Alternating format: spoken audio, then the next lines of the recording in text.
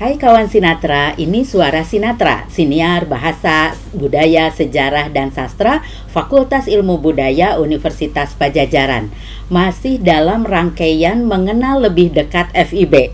Kali ini kita akan berkenalan lebih dekat dengan Prodi Sastra Jerman. Di samping saya sudah ada dosen dari Prodi Sastra Jerman, Ibu Lia, dan nanti mungkin Ibu Lia akan memperkenalkan, lalu bersama mahasiswa dari Prodi Sastra Jerman.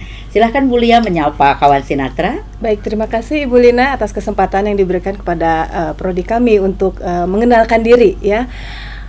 Guten Morgen, kawan Sinatra, ich heiße Cicu Finalia, ich bin eine Lehrkraft der Deutsch Abteilung Unpad. Es freut mich hier dabei sein zu können und Sie alle dan also begrüßen zu können ya. Bersama saya ada mahasiswa saya, nanti kita akan berkenalan ya. Ini Septa, begitu Bu Lina. Oke, sekarang mahasiswanya deh kenalan dulu. Pakai bahasa Jerman juga kayak dosennya. Hallo, guten Morgen. Ich heiße Septa und ich komme aus Bengkulu und heute ich wohne in Jatinangor. Guys, Oke, sekarang kita akan berbincang lebih dekat dengan Ibu Lia. Saya memanggilnya Ibu Lia, Ya, baik. dan kita akan lebih tahu bagaimana Prodi Sastra Jerman. Nah, Bu Lia bisa jelaskan ke kawan Sinatra, apa sih kelebihan Prodi Sastra Jerman? Baik, Ibu Lina, kelebihan dari prodi kami boleh dibilang yang pertama, SDM di prodi kami 70% sudah berlatar pendidikan S3. Oke.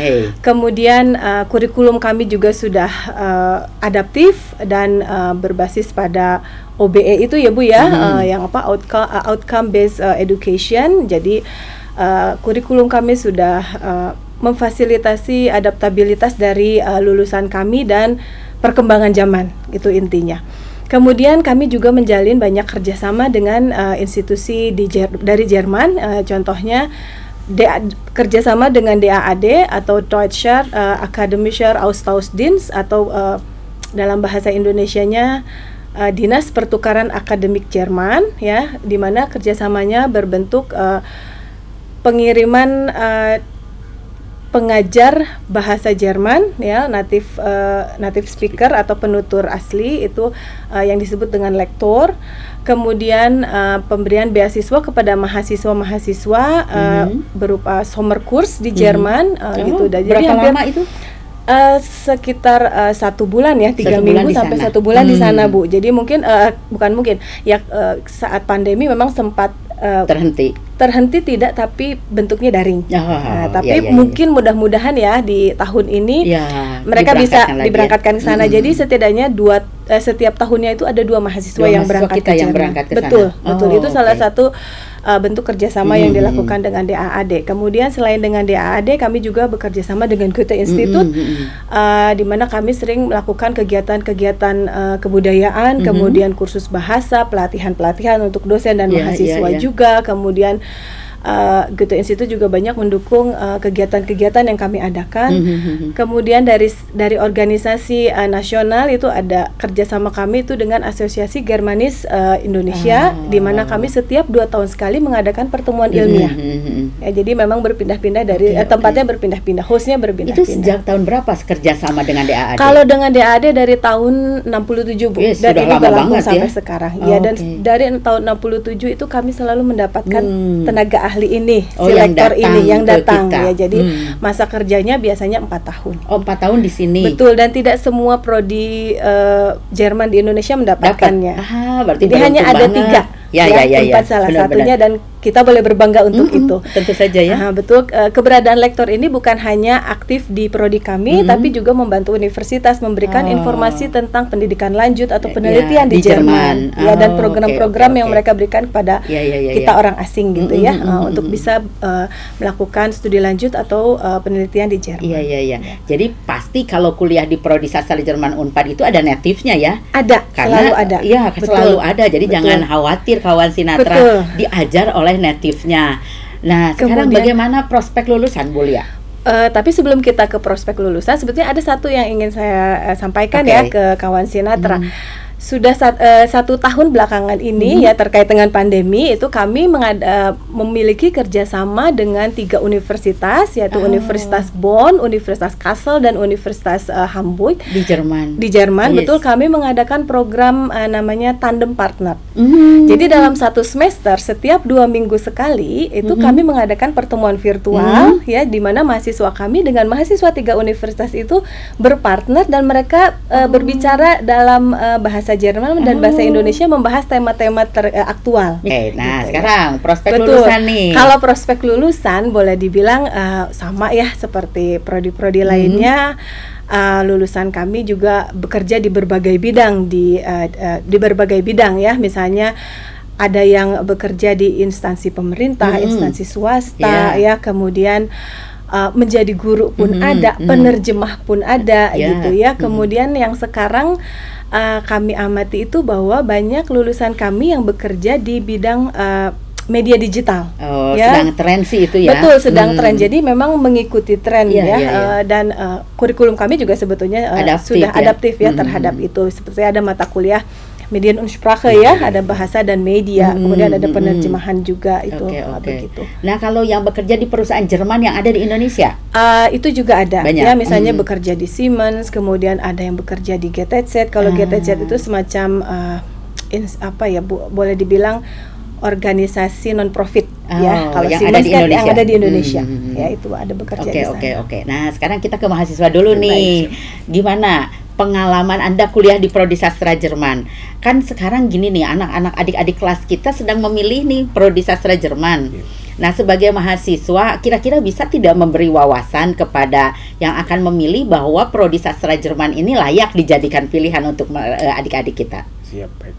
Sedikit cerita nih Bu ya. Saya kan dari Bengkulu kan Bu ya. Dari jauh, bahkan mungkin pada saat datang ke sini nggak ada yang tahu Bengkulu itu di mana tempatnya, dan tinggalnya di kabupaten juga gitu kan Bu. Dan tiba-tiba datang pilih sastra Jerman pula gitu kan. Kok bisa pilih sastra Jerman? Waktu itu awalnya kakak saya diterima di Unpad di jurusan farmasi waktu itu. Terus dia wisuda di Bandung waktu itu kan. Saya nggak bisa datang waktu itu. Mulai dari situ keinginan untuk masuk Unpadnya timbul. Tapi belum tahu jurusannya jurusan apa.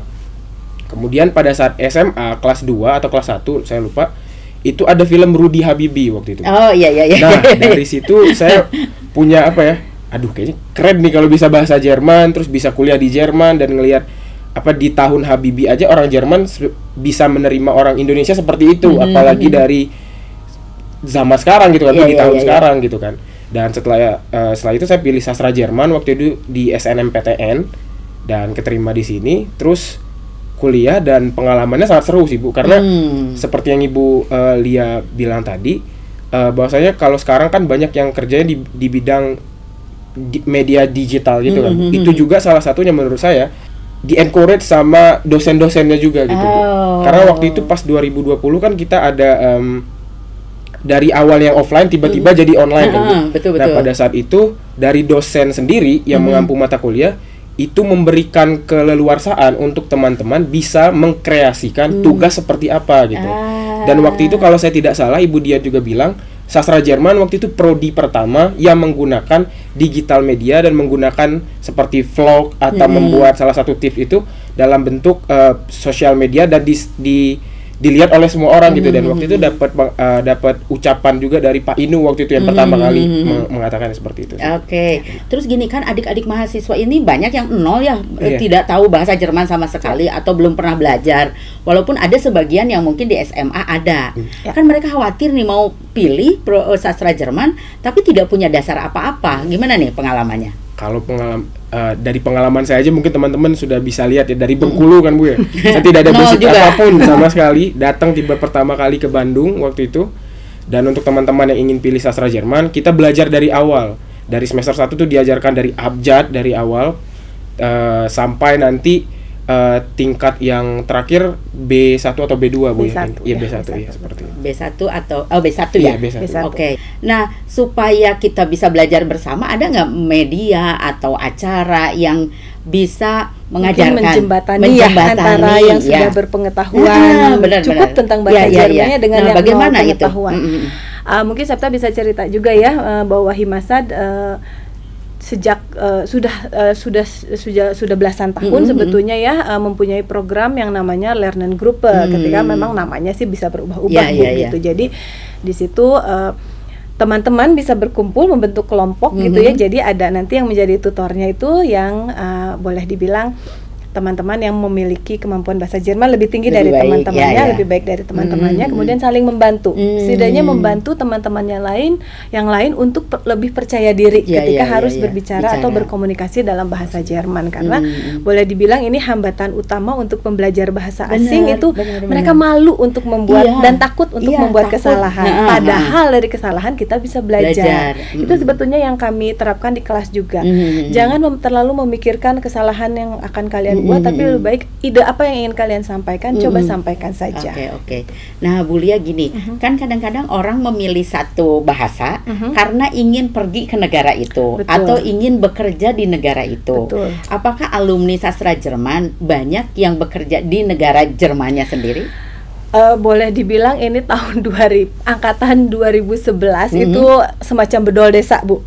Jadi banyak yang berangkat ke Jerman dan stay di sana, ada yang melanjutkan studi lanjut, kemudian ada yang bekerja di bidang kesehatan masyarakat, biasanya mereka aktif di sana. Kemudian tapi tidak sedikit juga beberapa alumni kami itu beraktivitas di kampus sebagai peneliti di kampus, sebagai tenaga ahli di kampus di Jerman. Di Universitas Hamburg ada 2 orang alumni kami. Oke. Ya. Nah, Bu Lia, kadang-kadang kan orang tua itu kan ini ragu ya, nanti jadi apa sih gitu ya, sama seperti banyak orang tua. Mungkin Bu Lia bisa menyampaikan pesan kepada para orang tua yang anaknya ingin memilih prodi sastra Jerman, tapi orang tuanya bingung nih, itu akan jadi apa? Iya, betul.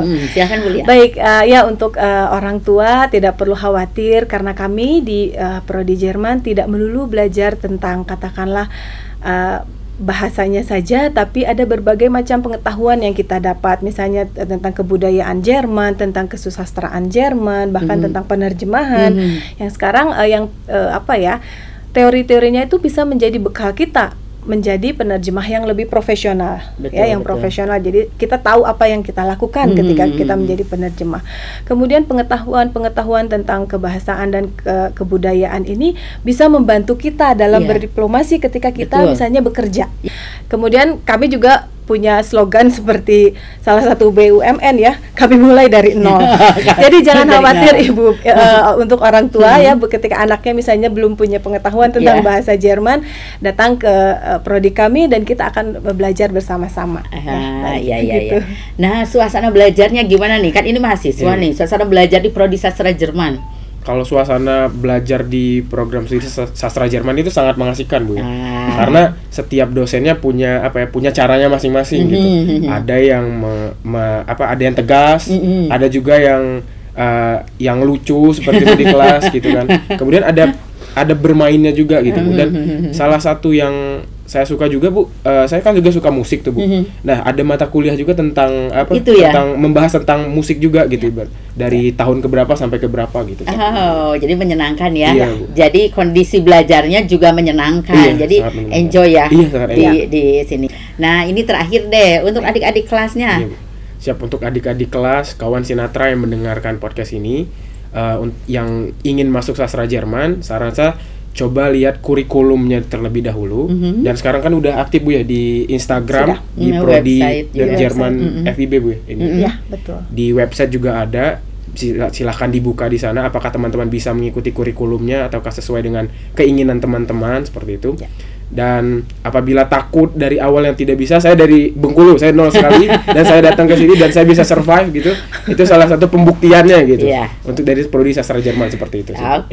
Nah, jadi kawan Sinatra, jangan ragu lagi bila yang sudah ingin memilih prodi sastra Jerman ataupun berminat untuk memilih prodi sastra Jerman, jadikan prodi sastra Jerman Fakultas Ilmu Budaya Unpad sebagai pilihan untuk studi lanjut adik-adik semua. Masih ada jalur SBMPTN dan ada jalur mandiri. Kami menunggu adik-adik semua di Fakultas Ilmu Budaya. Terima kasih. Salam. Auf Wiedersehen. Auf Wiedersehen.